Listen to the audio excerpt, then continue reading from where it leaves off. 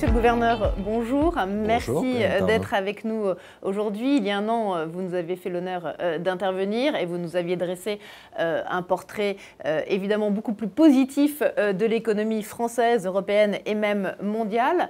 Un an après, avec la guerre en Ukraine, bien entendu, l'inflation galopante, quels sont pour vous les grands enjeux de cette année qui s'annonce 2023 ?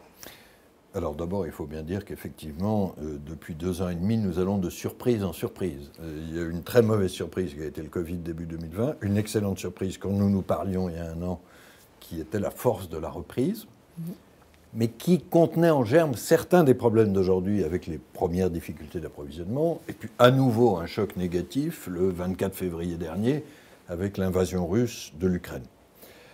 Donc nous nous trouvons dans une situation économique qui est avant tout marquée par les incertitudes. Mais je crois que c'est ce que ressentent les Français, c'est ce que ressentent les chefs d'entreprise. Si je devais tracer la trajectoire de l'activité telle que nous la voyons en France, je dirais en gros 3 R.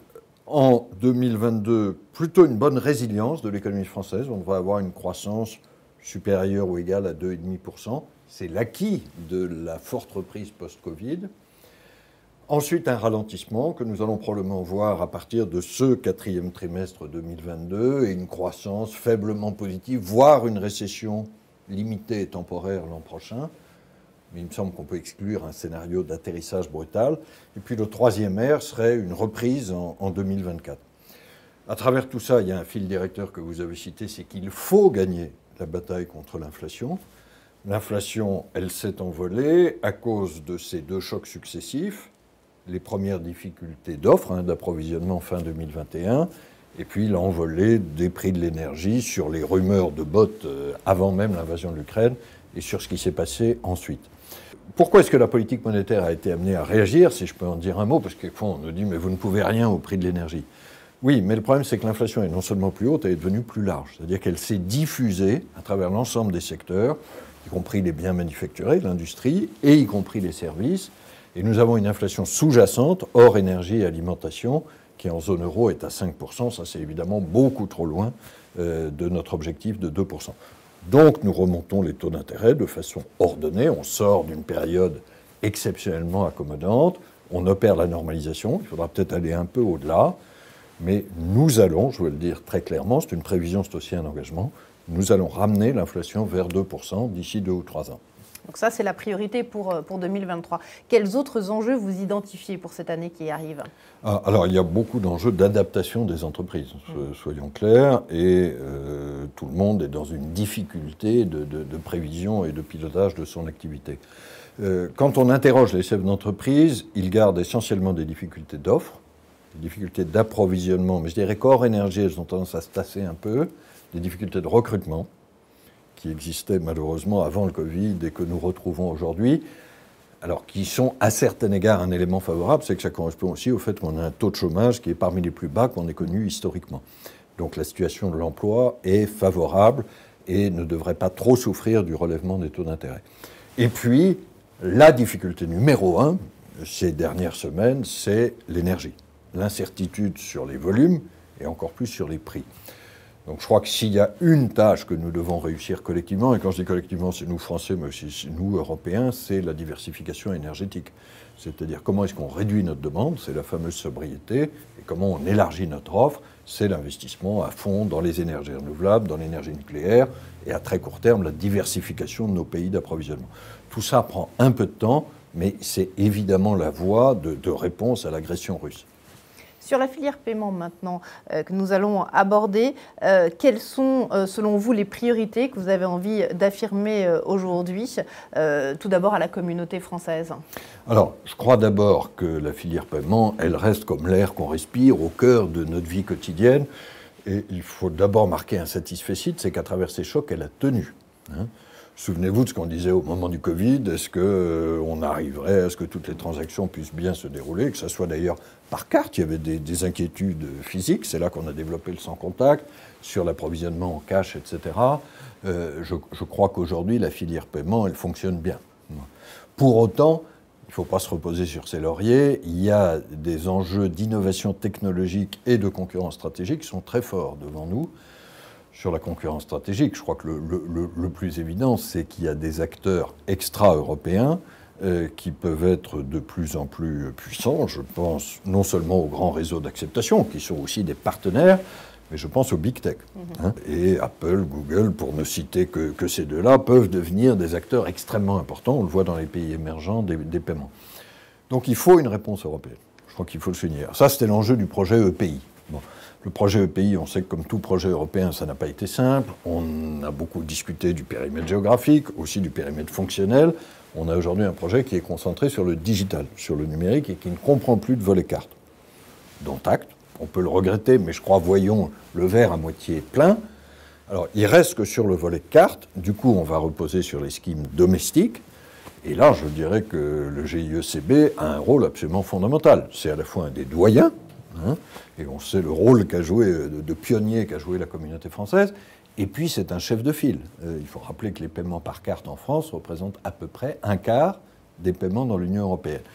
Donc je crois qu'il faut que ces schemes domestiques investissent, innovent, autant que possible, et des relations partenariales pour pouvoir offrir une couverture au moins européenne et si possible internationale. Alors ça peut passer aussi par des accords avec des grands réseaux d'acceptation, mais on voit bien que l'innovation technologique est la condition même de la poursuite du satisfecit par laquelle je commençais. Oui, avec la digitalisation qui s'accélère et les projets autour de la monnaie digitale qu'il faut encourager, qu'il faut poursuivre, c'est l'enjeu principal. C'est une question qu'on nous pose souvent à nous, Banque centrale, mais pourquoi vous réfléchissez sur un euro numérique ? Alors, je ne veux pas être très long là-dessus, mais je pourrais être très long, Perrine. Mais au fond, je crois que ça se limite à une chose. Quand on regarde le bon fonctionnement de la monnaie et des paiements, depuis l'origine, pratiquement, c'est un partenariat entre les acteurs publics que nous sommes et les acteurs privés. Et nous ne prétendons pas du tout reprendre un espèce de monopole des paiements à travers l'euro numérique. Je crois qu'il faut apporter le meilleur de la confiance, de la stabilité, et ça repose sur une monnaie émise par une banque centrale, en l'occurrence la Banque centrale européenne, et puis le meilleur de la technologie qui est le numérique et le digital. Vous savez, pour le dire d'une boutade, il y a un peu plus de 200 ans, la Banque de France a été créée en 1800 pour faire les premiers billets de banque en francs. À l'époque, c'était une formidable innovation technologique, le billet de banque. Nous sommes en 2022, il est peut-être temps de faire une étape supplémentaire en termes de support. Mais pour autant, évidemment, le paiement en monnaie de banque commerciale restera essentiel, et je pense majoritaire. Il est tout à fait possible que la carte soit le support du paiement en euros numériques. Nous n'avons pas décidé en la matière. Nous menons un prototype que nous évaluerons fin 2023, début 2024. Et si nous décidons à ce moment-là la généralisation, ça prendra encore 3 ans. Mais il y aura de la place pour les différentes formes de paiement. De même qu'au jour d'aujourd'hui, assez durablement, le cash continue à cohabiter avec le paiement par carte. Oui, donc l'enjeu, c'est vraiment de trouver une complémentarité entre ces différents modes de paiement. Oui, je crois qu'on a un peu, quelquefois, tendance, dans la maison des paiements, à se disputer un peu entre voisins de palier. Et donc, il y a les tenants du cash et du billet, il y a les tenants de la carte, il y a les tenants éventuels de l'euro numérique. Moi, derrière tout ça, il se joue quelque chose d'absolument commun. C'est la confiance de nos concitoyens dans la monnaie. Et je pense que le libre choix du moyen de paiement fait partie de la confiance. Donc la Banque de France, elle n'est pas là pour pousser plus le cash ou la carte ou demain un euro numérique. Elle est là pour garantir le libre choix des concitoyens. Ça fait partie de la confiance dans la monnaie. Et se joue aussi quelque chose qui est sans doute plus collectif, c'est la souveraineté stratégique européenne. Parce que si nous ne développons pas les moyens de paiement les plus modernes, côté carte, j'ai parlé d'innovation technologique, peut-être côté euro numérique, je crois que nous sommes tous conscients que l'innovation, elle risque d'apparaître par des acteurs non européens. J'ai cité les big tech, mais on pourrait citer les cryptoactifs, les fameux stablecoins. Quelquefois, non de stable que le nom, mais des stablecoins solides, adossés en valeur à une monnaie souveraine, peuvent être des concurrents assez redoutables. S'ils étaient émis en dehors d'Europe, je pense que nous aurions tous, acteurs privés et publics, un problème de souveraineté et de compétitivité industrielle. Je crois que c'est ça qu'il s'agit d'éviter.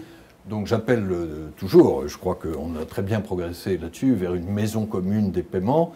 au niveau de la Banque de France. Nous l'avons d'ailleurs fait en regroupant 2 comités nationaux. Il y avait le comité national des moyens de paiement scripturaux et puis le comité national de la filière fiduciaire. Nous les avons réunis dans un comité national des moyens de paiement et je crois que ça illustre cette convergence stratégique. Oui, on voit bien que cette question de souveraineté, aujourd'hui, le mot souveraineté est devenu le terme très important dans la défense un peu de nos moyens de paiement aussi. Oui, je crois que ce n'est pas un gros mot. Non. Souveraineté ne veut pas dire protection derrière des lignes Maginot et en l'absence d'innovation. Je crois que j'ai été assez clair là-dessus. Mais les paiements, je disais au début que c'est comme l'air qu'on respire. Si on se trouvait dans une situation où nos moyens de paiement dépendent entièrement des missions qui se passent en dehors de la régulation française et européenne, nous aurions vraiment perdu quelque chose. Alors pour autant, je crois qu'il faut à la fois garder cette souveraineté et éviter une fragmentation. On a fait beaucoup de choses pour unifier l'espace des paiements en Europe. Il faut éviter une fragmentation de l'espace des paiements à l'échelle mondiale. Il y a assez de facteurs de fragmentation géopolitique. On parlait tout à l'heure de la guerre russe en Ukraine. Moi, j'avoue que j'ai beaucoup insisté, y compris dans nos dernières réunions de Washington, pour éviter qu'on ait une fragmentation privée des paiements. C'est pour ça qu'avoir une régulation internationale des cryptos, par exemple, et des stablecoins, c'est absolument clé. Parce que sinon, on va se trouver avec le développement de toute une série de stablecoins, allant chacun chercher une régulation plus ou moins favorable dans tel ou tel coin du globe. Ça, je crois que ça serait un très grand recul de l'efficacité du système des paiements. En conclusion, monsieur le gouverneur, j'ai envie de vous poser cette question. Que retenez-vous de la crise Covid que nous avons traversée et de la crise actuelle que nous traversons? Quelles leçons vous tirez? Je crois d'abord que c'est beaucoup trop tôt pour la crise actuelle. C'est sans doute trop tôt. Nous pouvons tirer de la crise actuelle parce que nous essayons tous, à notre poste de responsabilité, de nous adapter le mieux possible. Mais tout de même, est-ce qu'il y a des enseignements à tirer de ces différentes crises qui se succèdent? Écoutez, d'abord, je vais le dire très simplement, et à l'âge respectable que j'ai atteint, je le dis encore plus pour les plus jeunes, je crois qu'aucun d'entre nous n'avait connu une telle succession de chocs et une telle accumulation d'incertitudes. Donc, nous devons à la fois faire face au quotidien, et moi je saluais le système des paiements qui a tenu. Je crois que la résilience de notre économie et de nos entreprises s'est démontrée, la résistance aussi de notre système financier. Les banques et les assurances, souvenez-vous, il y a 15 ans, étaient parties du problème dans la crise financière. Aujourd'hui, elles sont plutôt partie prenante de la solution. Leçon positive du Covid, ce n'est pas le résultat du hasard, c'est leurs efforts et puis toutes les actions de réglementation type BAL 3, Solva 2, etc. Ça, c'est la résilience. Mais je crois qu'il faut combiner à la résilience une capacité d'anticipation. On a beaucoup parlé d'innovation. Il ne s'agit pas simplement de tenir au jour le jour. Il s'agit de préparer un monde d'après dont je ne sais pas exactement ce qui sera.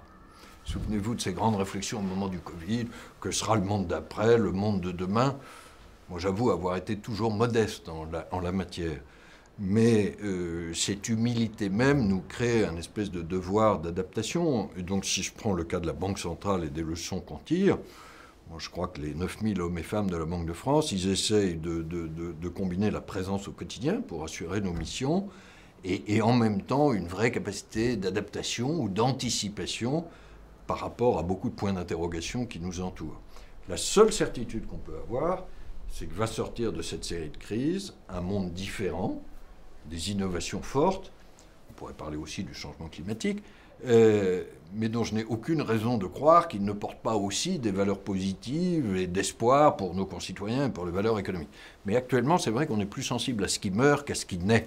Mais vous m'avez entraîné un peu loin sur le terrain de la philosophie. Merci beaucoup, je vous remercie pour cet entretien.